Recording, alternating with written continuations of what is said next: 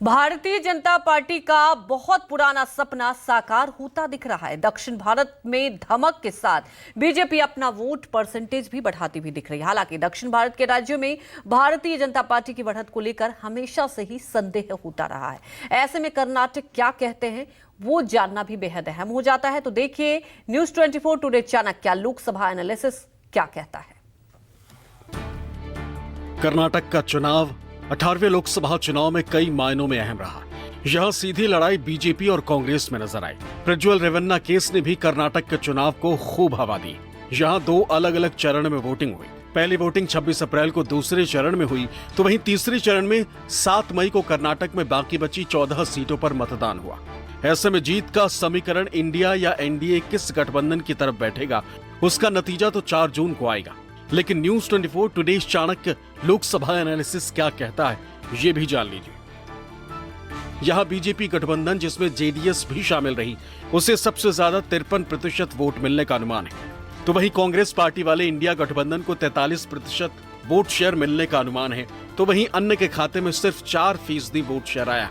जबकि सीट की बात करें तो बीजेपी वाले इंडिया गठबंधन को सबसे ज्यादा 24 सीटें, जिसमें से 4 सीट का माइनस+ का मार्जिन हो सकता है, जबकि कांग्रेस को 4 सीटें मिलने का अनुमान लगाया गया।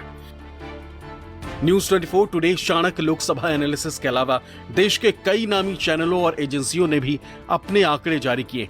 दूसरे एग्जिट पोल पर नजर डाले तो आज तक प्लस एक्सिस माई इंडिया में एनडीए को 23 से 25 सीटें, इंडिया को 3 से 5 सीटें, तो अदर्स का खाता नहीं खुलने का अनुमान है। एबीपी प्लस सी वोटर के सर्वे में एनडीए को 23 से 25 सीटें, इंडिया को 3 से 5 सीटें, तो अदर्स को 0। रिपब्लिक प्लस मैट्राइज के सर्वे में एनडीए को 21 सीटें, इंडिया को 7 सीटें, तो यहां अदर्स का खाता नहीं खुल रहा। न्यूज़ 18 मेगा एग्जिट पोल में एनडीए को 23 से 26 सीटें, इंडिया को 3 से 7 सीटें और अदर्स को 0। इंडिया टीवी के एग्जिट पोल में एनडीए को 19 से 25 सीटें, इंडिया को 4 से 8 सीटें, वहीं अदर्स का यहां भी खाता खुलता नहीं दिख रहा है। पिछले लोकसभा चुनाव की अगर बात करें तो कर्नाटक में 2019 में 2 चरणों में मतदान हुए थे। भाजपा एनडीए ने 25 सीटें जीती थी, कांग्रेस ने 1 सीट और जेडीएस ने 1 सीट अपने नाम की थी। निर्दलीय को 1 सीट पर जीत मिली थी। अब से अलग ये है कि इस बार कांग्रेस राज्य की सत्ता में है, लेकिन उसका बहुत ज्यादा असर लोकसभा चुनाव में मिलता नजर नहीं आ रहा।